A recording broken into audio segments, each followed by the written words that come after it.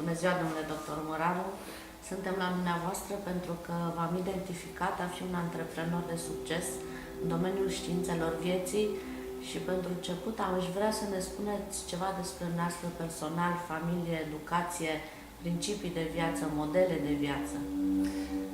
Da, sunt medic, doctor în științe medicale și cu competențe în API și fitoterapie, acupunctură și alte metode de medicină alternativă.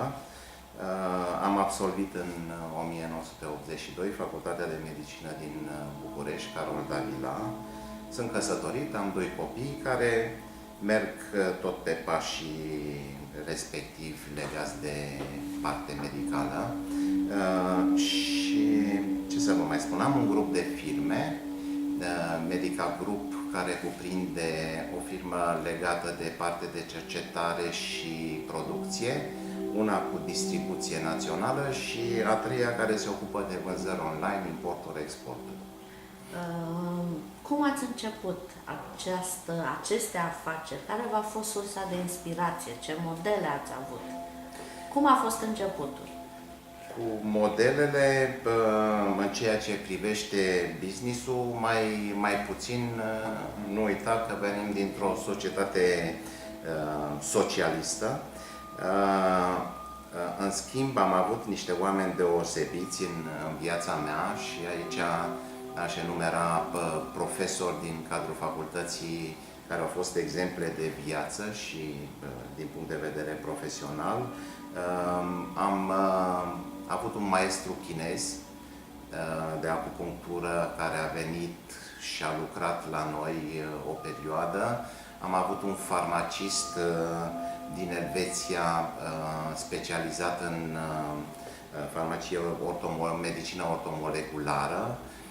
L-am avut pe domnul Colceac, cel care a lucrat 6 luni la noi. Este profesorul care a lansat geniile românești în matematică la nivel internațional. Deci, începutul a fost greu, a fost ușor, ce obstacole ați Începutul întâmpinat? am ajuns în acest domeniu, fiindcă este strâns legat de sănătate și ideea principală este de a alina suferința oamenilor. Am început în anii 1980 cu practicarea acupuncturii, iar acupunctura merge împreună în cadrul medicinii holistice alături de fitoterapie și de alte practici, Reiki, Karma Healing și laser terapii, tot în cadrul medicinii alternative pot să mai enumer și terapiile cu celule STEM, termoterapia, ozonoterapie, biorezonanță. Sunt o grămadă de metode care sunt de folos pacienților. Deci legătura a fost între acea acupunctură, ea a fost punctul de plecare și după aceea s-au adăugat. Ca obstacole au fost cele legislative. În anii 90 era un vid legislativ și atunci foarte greu puteai să pătrunzi pe piață, nu știai unde ești încadrat.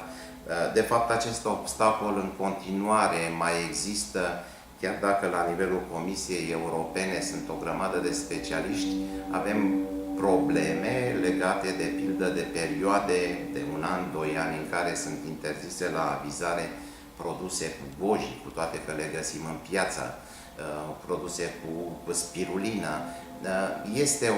După aceea, limbajul pe care ești lăsat să-l folosești pe etichetele produselor e o contradicție. Există o lege europeană care spune că trebuie să-ți informezi cât mai exact cumpărătorul, dar pe de altă parte ți se spune nu ai voie să spui despre planta asta decât efect antioxidant. Și restul, aici cred că se greșește și va duce și la o pierdere a tradițiilor, care sunt extrem de importante. După aceea sunt obstacolele materiale când pleci de la lipsă de capital, socialismul pornit de la zero, atunci totul durează mult mai mult timp. Însă în momentul în care crezi într-un lucru și ai o gândire pozitivă,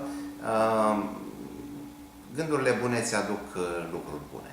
Ați enumerat o serie de obstacole. Dacă ar fi să încurajați tinerii în deschiderea unei afaceri în domeniul științelor vieții, ce le-ați spune și ce ați vrea să se schimbe pentru ei la nivel național, pentru a-i ajuta? La nivel național sunt programe de start-up, deci sunt o oportunitate pentru acești tineri. Biotehnologia este una din științele extrem de apreciate și în țară și la nivel mondial. Deci au niște aturi, sunt pe val. Trebuie să învețe la modul serios, trebuie să-și capete încă din timpul facultății practica, pentru că doar știința, fără a te lovi de lucrurile practice din viața de zi cu zi, asta se poate face prin acele stagii efectuate în timpul vacanțelor sau în timpul anului de curs. Mai e un lucru care trebuie să-l învețe. Toate firmele la ora actuală lucrează în cadrul sistemelor de management al calității, deci din facultate ar trebui să fie pus un accent pe acest lucru. Nu ai acele condiții îndeplinite, nu există. Lucrurile astea trebuie să le învețe cât sunt tineri, ca pornirea lor să fie corectă. Ați anticipat următoarea întrebare. Ce competențe cheie ar trebui să aibă acești tineri, antreprenori, în afară de cele științifice? Ca în orice, părerea mea este că 90% este transpirație și 10% inspirație. Deci să aibă voință, să fie consecvenți și să realizeze că merg pe un drum bun. Și pentru final, dacă aveți un mesaj motivațional pentru acești tineri care ar dori pe viitor să înceapă o afacere în domeniul științelor vieții?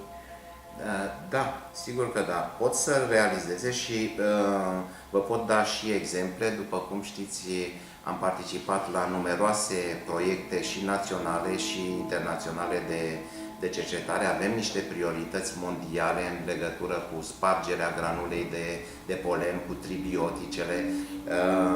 Sunt lucruri care vor schimba fața omenirii, exact cum fizica cuantică a schimbat într-un deceniu umanitatea. La fel se va întâmpla și cu biotehnologiile. Vă mulțumim foarte mult, un mesaj pe care vrea să-l transmiteți și noi n-am găsit întrebarea potrivită. Ar fi altul? Succes! Mulțumim. Sunteți pe calea cea bună! Mulțumim frumos! Cu mare plăcere!